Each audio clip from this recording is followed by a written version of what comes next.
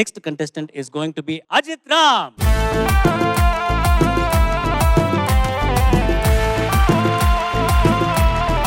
ఏ పాట సెలెక్ట్ చేసుకొని పాడబోతున్నావు? కానీ ఒక్క రిక్వెస్ట్ బ్రో, అయితే నేను ఫస్ట్ ఎపిసోడ్లో నేను సరిగ్గా ఇంట్రడ్యూస్ చేసుకోలేదు, మా అమ్మ నాన్న పేర్లు కూడా చెప్పలేదు బ్రో. ఇప్పుడు ఇంట్రడ్యూస్ చేసుకోను. నువ్వు అడుగుతున్నావా చెప్తున్నావా? అడుగుతున్నాను బ్రో. కానీ అయితే అందరికీ నమస్కారం.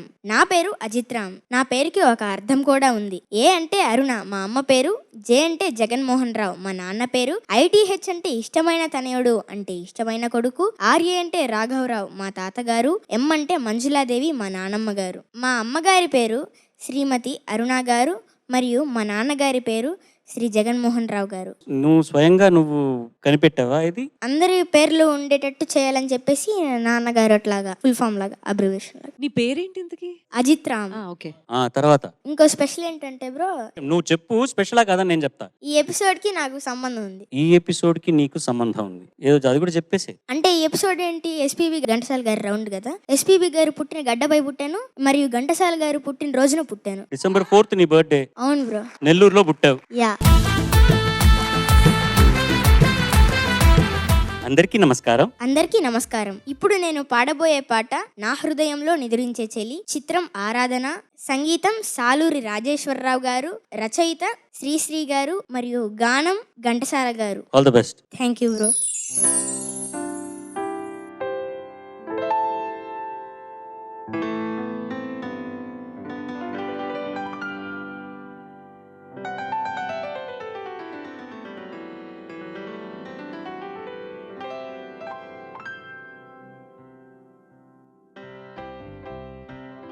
నా హృదయంలో నిదురించే చెలి, కలలలోనే కవ్వించే సఖి, మయూరివై వయ్యారివై నేడే నటన మాడి నీవే నన్ను దోచినావే, నా హృదయంలో నిదురించే చెలి.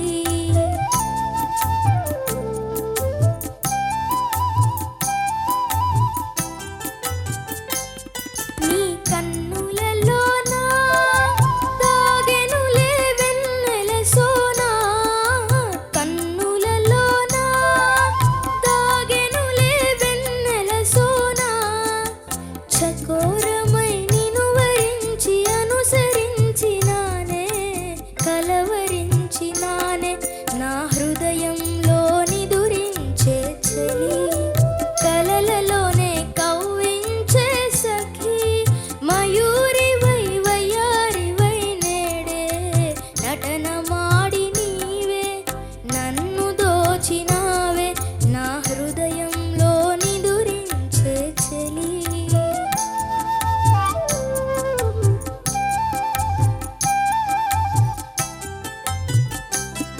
నా గానములో నీవే ప్రాణముగా పులకరించినావే, ప్రాణముగా పులకరించినావే, పల్లవిగా పలుకరించరావే, పల్లవిగా పలుకరించరావే, నీ వెచ్చని నీడా వెలసెను నా వలపుల మేడా, వెచ్చని నీడా వెలసెను నా వలపుల మేడా, నీ వాళితో చేయి చాచి ఎదురు చూచినానే నిదుర కాచినానే, నా హృదయంలో నిదురించే చెలి, కలలలోనే కవ్వించే సఖి, మయూరివై వయ్యారివై నేడే నటన మాడి నీవే నన్ను దోచినావే, నా హృదయంలో నిదురించే చెలి.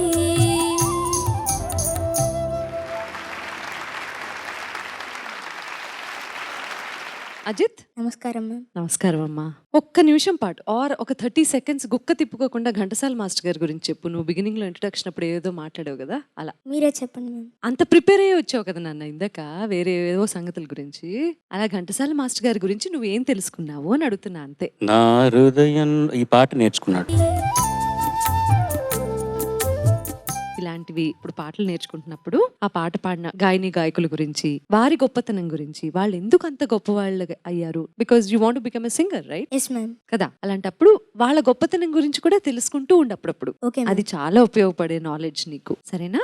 ఏం చేస్తున్నారంటే చిన్నపిల్లలు, నేను ఒప్పుకుంటాను, సో మీ కంఫర్ట్ జోన్ లోకి పాటను తెచ్చుకొని పాడేస్తున్నారు. కంపోజర్ సాలు రాజేశ్వరరావు గారే ఉండి ఒరిజినల్ గా నువ్వే పాట పాడే సింగర్ అనుకున్నప్పుడు ఆయన చాలా పర్టికులర్ గా ఆ గమకం వచ్చే వరకు నీ చేత ప్రాక్టీస్ చేయించి ఆ పాట రికార్డ్ చేస్తారు. ఓకే, ఆ చిన్న చిన్న గమకాల్ని ఈజీగా తీసుకొని దయచేసి వదిలేకండి. సాధ్యమైనంత వరకు ప్రాక్టీస్ చేసి అది వచ్చేలాగానే చేయండి. నీకు ఒక్కడికే కాదు, చాలా మందికి చెప్తున్నాను ఇక్కడ. ఆ చిన్న చిన్న గమకాలే నార్మల్ సింగింగ్ కి, ఒక ప్లేబ్యాక్ సింగింగ్ రేంజ్ కి ఆ డిఫరెన్స్ చూపించే విషయాలు. అవి చాలా చాలా ముఖ్యమైన విషయాలు. చిన్న గమకం మిస్ అయ్యావు, నాకు తెలుసు అది నువ్వు మిస్ అయ్యావన్న సంగతి మన వాళ్ళందరికీ తెలుసు. ఇక్కడ ఆ పాట తెలిసిన చరణ్ గారితో అందరికీ తెలుసా, కానీ నువ్వు చిన్న పిల్లవాడివి కదా అని చెప్పి క్యూట్ గా ఉందని చెప్పి వదిలేస్తాం, కానీ అది అలవాటు అయిపోతుంది. That is not right. Okay yes ma'am. కదా, నువ్వు కూడా ఒప్పుకుంటున్నావు కదా? అవును మ్యామ్. అయితే నేను కూడా right. So thank you so much for listening to me. కానీ చాలా మంచి పాట సెలెక్ట్ చేసుకున్నావు, చాలా మంచి పాట పాడావు. Thank you. Thank you ma'am. Ajith Ram, నమస్తే సార్. నమస్తే. What a package you are. నువ్వు వస్తే పాట కూడా అంత బాగా పాడతావు, మాటలు అంత బాగా మాట్లాడతావు, ఎన్నో విషయాలు తెలుసు నీకు. నిజం చెప్పాలంటే పాడుతా తీయగా కార్యక్రమానికి Ajith Ram is one gift we got. Thank you sir. అంత బాగా పాడావు, very good. All the Sunitha garu చెప్పిన ఆ చిన్న విషయాల్ని గమనించి ఇంకా బాగా పాడొచ్చు. But very happy. Thank you. Thank you sir.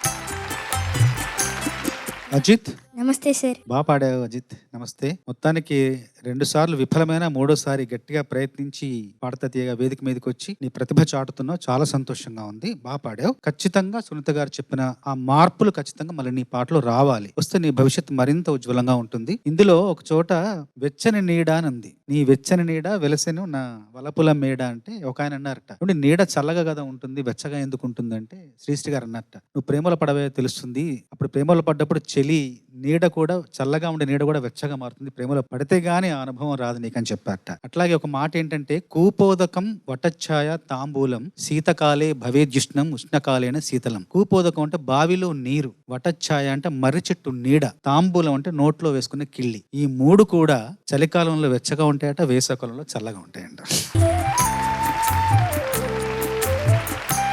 ఈ పాట తెర మీద చూస్తున్నప్పుడు ఏఎన్ఆర్ గారు పియోనో వాయిస్తారు. ఆ పియోనో వాయించేప్పుడు అక్కడ వేళ్ళు ఆయనవి కాదు, రాజేశ్వరరావు గారు పెద్ద అబ్బాయి రామలింగేశ్వర గారు వేళ్ళు, ఆ వేళ్ళు నటించాయి.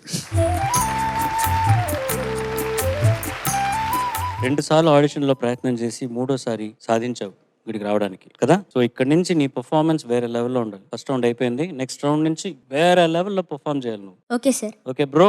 Okay bro. All the best bro. Thank you bro. Good luck. Well done. Thank you bro. ఈ తూర్పు ఆ పశ్చిమం నా పాట నీ నోట పలకాల చిలక. సూర్య చంద్రులతోటి చుక్కళ్లతోటి ఆటాడుకుందాం వరకు ఎవరైనా రాస్తారు, కానీ చీ కాదు సి ఆటాడుకుందాము ఆడనే ఉందా మాత్రం అది ఆత్రేయ గారి శైలి. కన్నులు తలవాల ఒక ఆహ్లాదకరమైన పాట ఇది. ఇది మీరు భక్తి గీతంలో పాడారు. నీ బుగ్గలో సిగ్గుల మీరు పాడుతుంటే శ్రీరామ జయ రామ సుగుణాభిరామ భయభక్తులతో పాడినట్టుంది. పాడనా తీయగా కమ్మని ఒక పాట, పాటగా బతకనా మీ అందరి నోట. మనిషి జీవితం శాశ్వతం అవడానికి వేల గ్రంథాలు లక్షల కావ్యాలు రాయనక్కర్లేదు, 2 మంచి మాటలు రాస్తే చాలు. అనురాగాల సారం జీవితం అనుకుంటే అనుబంధాల తీరం. ఇద్దరు పాడుతున్నట్టు అనిపించలేదు, ఒకళ్ళు పాడుతున్నట్టు అనిపించింది నాకు. ప్రతి మనసులు కలిగే భావం ప్రేమే.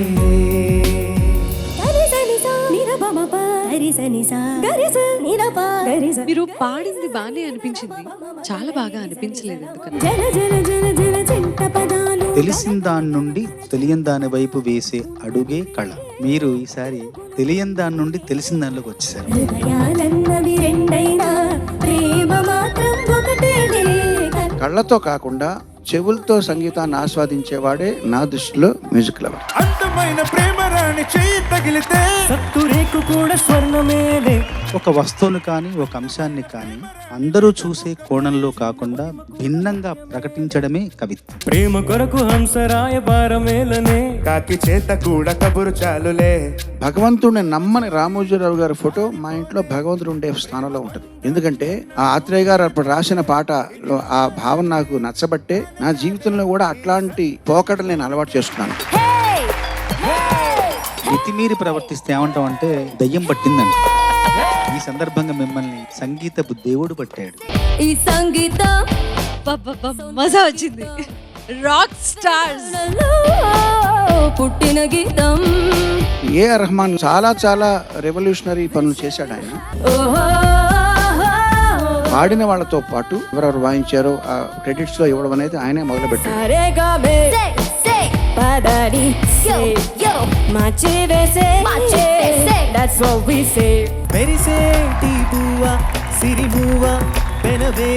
ఈ పాట మాది, ఈ రోజు మాది, ఈ వేదిక మాది అన్నంత ఒక ప్రభుత్వతో పాడారు. మగవాడికి వలసిన మగసిరి నీలో చూసా.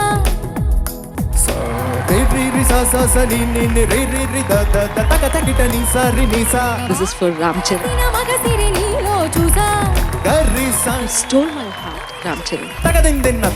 వరల్డ్ మ్యూజిక్ డే సందర్భంగా నీకు సులువైన ప్రశ్న అడనా కష్టమైన సులువైన సిగ్గులేదు. వరల్డ్స్ బెస్ట్ సింగర్ ఎవరు మీ ఉద్దేశం? సరదాగా చంద్రబోస్ గారిని అడుగుదాం, ఏం చెప్తారు? సింగర్ కి తన ప్రొఫెషన్ లో అతను సాధించాల్సిన దాని డెఫినేషన్ ఏమనుకుంటున్నారు మీరు? ప్రస్తుతానికి వరల్డ్స్ బెస్ట్ సింగర్ నా వైఫ్ శ్రీవల్లి.